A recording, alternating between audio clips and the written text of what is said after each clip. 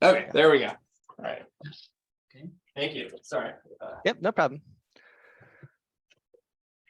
All right, so today I just wanted to walk you guys through, just a brief introduction to maybe a lesser known or less people aware fact about Airbnb's potential impact on the housing market in specifically California, but could also have impacts around the world as well. So first, let's go through a brief introduction of what Airbnb is and maybe what they do. So they are a short-term housing rental company that has listings all over the world. They were founded in 2007, and according to their website on their investor relations page, they have since grown to over 4 million hosts and welcomed over 1 billion guests in almost every country across the globe. As I mentioned earlier, they were founded in 2007 and were actually created in San Francisco, California. And since then, the listings have exploded all across the United States. For this presentation, I'd like to zoom in a little bit and just kind of take a closer look at California specifically. And more specifically, let's look at the 3 largest metropolitan areas of San Francisco, Los Angeles, and San Diego. Across these 3 different areas, there are actually 80,000 listings on Airbnb, which is a pretty impressive number. And they actually range in pricing pretty drastically between $25 a night up to $30,000 a night. And then I wanted to give you guys the opportunity to kind of click around here and just kind of look at some of the different listings here. So naturally, we can see the most expensive ones here in San Diego is down in Mission Bay with the listing of $19,000, and that's an entire home. Up here in San Francisco, we can see that there's a listing, their most expensive listing was for $27,000 in San Mateo, the Redwood City neighborhood. And then in Los Angeles, it's actually in the Santa Monica Mountains is the most expensive listing, and that one's listed for $30,000, which is pretty incredible when you think about it. So, but the median, the average price across all 3 metropolitan areas is around $250, sorry, which is a little bit more reasonable, and is why you see a higher volume of listings way down here, closer to the bottom. Mm-hmm.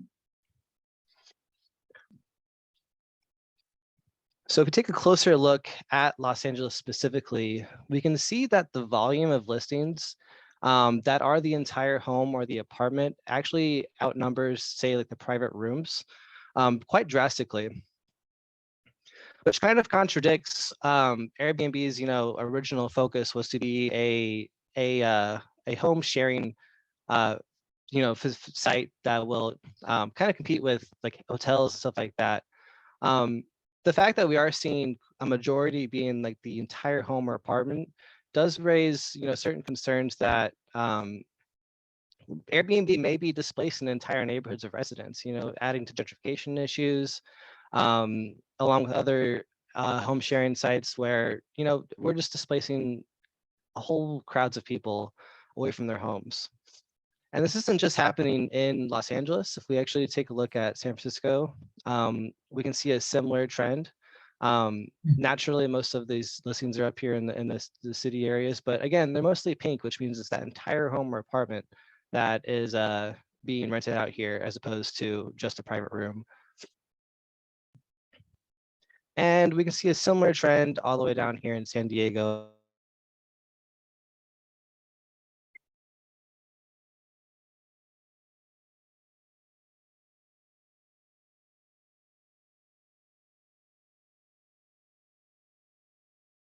So we lose Allan's audio.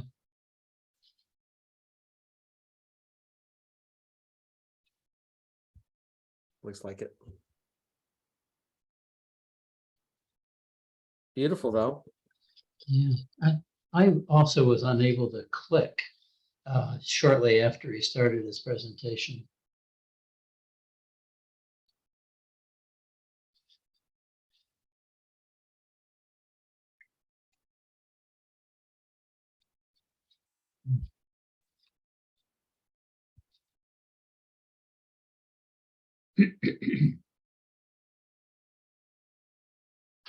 Definitely one of the much larger flows in terms of load times. Yeah, yep. I was actually I think that's why I was not able to load it on my phone or my iPhone.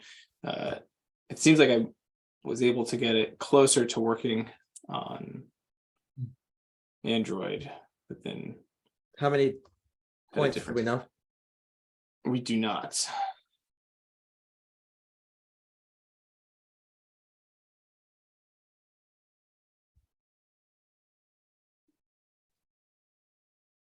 Now, were you guys able to navigate around okay in the collaborative meeting? I didn't join the meeting. Oh, okay. Yeah, because I was able to click initially, but then I stopped being able to click or maneuver the space. Might be the size of it. Oh, look at that. Sorry, distracted myself. Now, does Allan work for Airbnb? No. They publish these data sets. Yeah, yeah. Yeah, interesting data set. Wow. Okay, so we got here's what just happened to his computer just crashed. So that's what's going on there. Oh, well, Hopefully it wasn't because he ran out of memory, which it could have been. We were pushing. if he's pushing it, hard. yeah.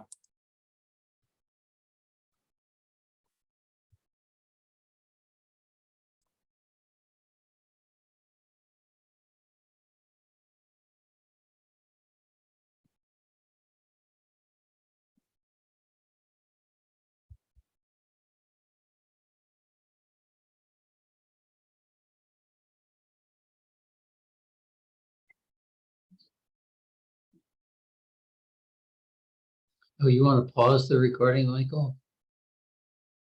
Or you can pause the recording and then restart, can you? You can. He's back right now, Oh, but that I probably should have done that. okay. Oh, okay.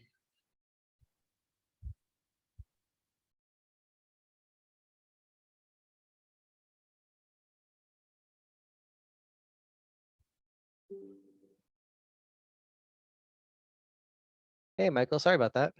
Hey, no worries. You broke the internet there. I guess so. That's no worries. It's yeah, really cool so far.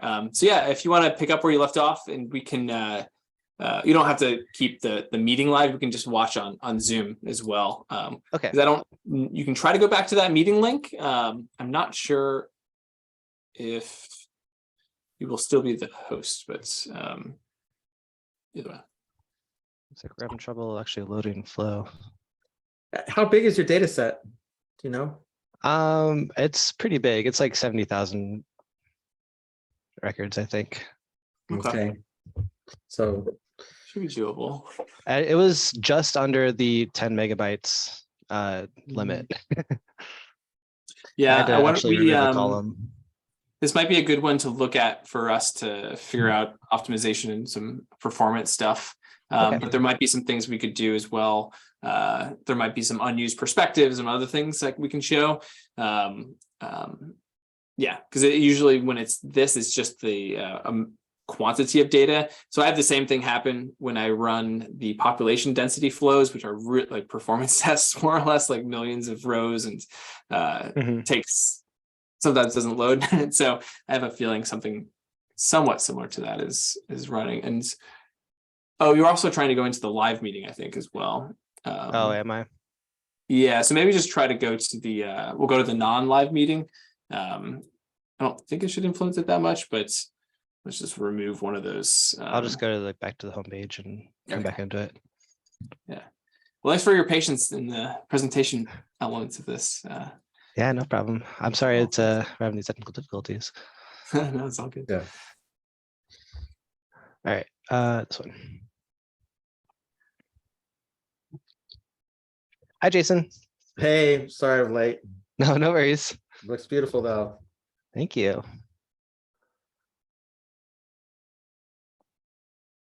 I was actually almost done. I actually only had like a few more steps to go. So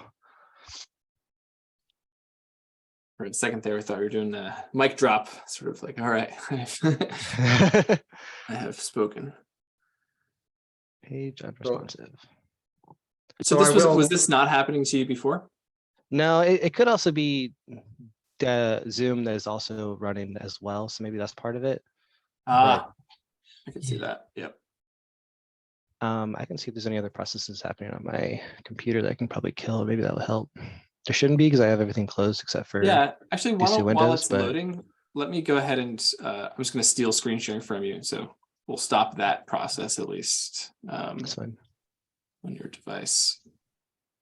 Because in some ways, the multi-user link should actually be more performance for a multi-user meeting than screen sharing in terms of Okay. how much bandwidth you're sending.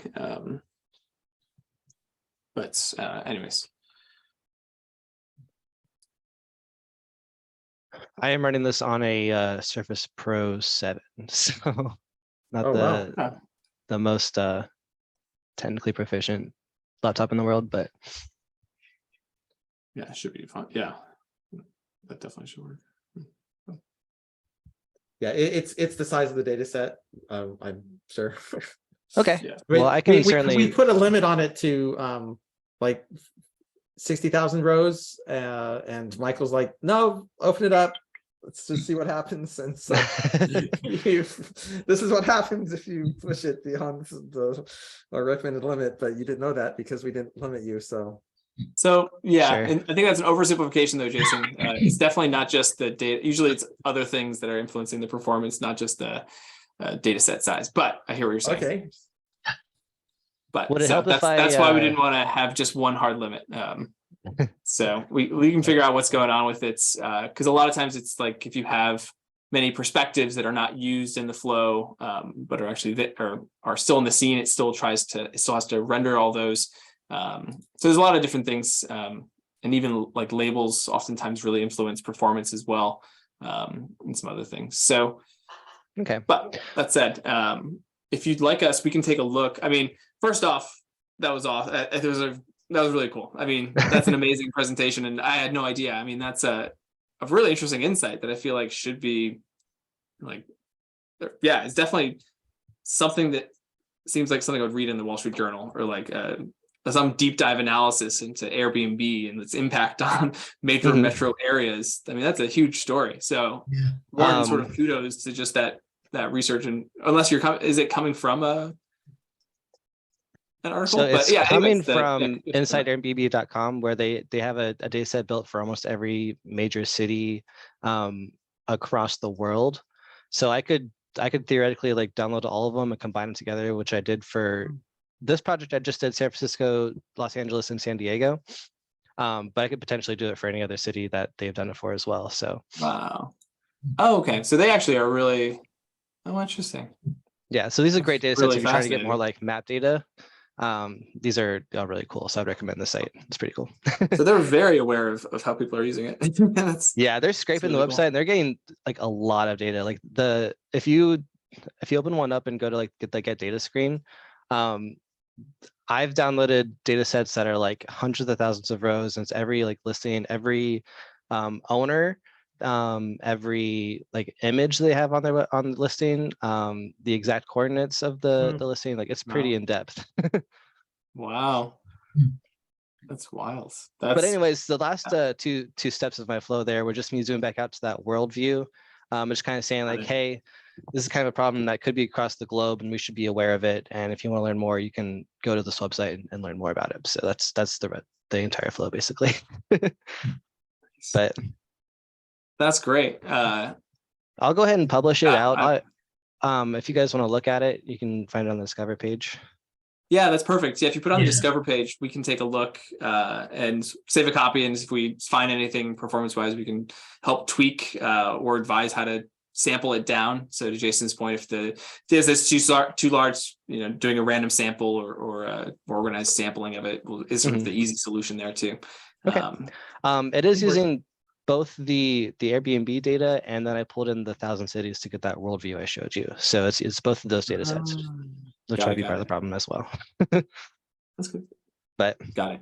Okay. Yeah, good to know. Any other feedback, Bill, Jason? No, it's just a great presentation, fun and interesting data set. Cool, thank you.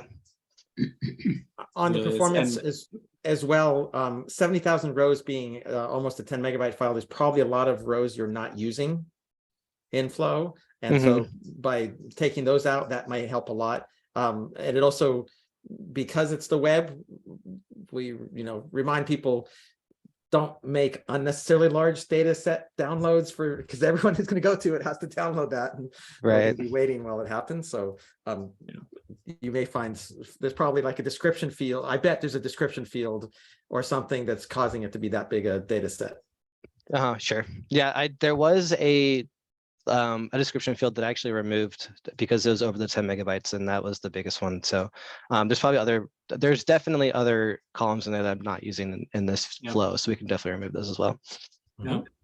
And it does sort of point to some performance optimization we could do, Jason, in maybe part of the template stuff is, since we know what columns are actually used in the flow now, like have an index of that we then only load those columns upon like presentation or delivery.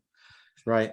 Especially in the data manager, the internal data structure that the swarms are actually looking at. You're right. And especially if you're in display mode as opposed to edit mode. So because you can't get to those at all anyway. Yeah, good idea. The color schemes and the way you move to place and walk us through the space was very nice, is pleasing visually and nice flow. So kudos there too. Michael, how did it look in mobile form? So it looked good, but then I ran into I'm not used to using a non-iOS device, and so I was unable to hit the record button, and then it crashed, and so I had to come back over to my computer. Okay. So unfortunately, I feel like I did not get the best sense of it on mobile. But I appreciate you letting me try, and I'll figure out how to get the thing to record in the future here, or near future. But if we do want to try again, and once we get the performance up a little bit, I think going into AR mode, I think this is a great one to present. And if you want to present it, I would love to help, coach you through how to, record the AR video. Because I think that'd be awesome on multiple accounts. So if you're interested in that, just let me know and we can go from there. Yeah, I'd be happy to work with you on that. I did have another question. So obviously this one is one I made, but some of the other flows that I might have worked on and maybe remixed, am I allowed to like post those on social media, or maybe even like a portfolio site for like freelance stuff? Oh, definitely. Yeah, it's you are encouraged to share as much as possible. And we like to say one URL to rule them all. So you create this flow and then you can share it on any platform, any device. It's just a URL. So nice. That's the intent. Definitely. Awesome. I love that. Which other flows have you dealt with? I've just got a few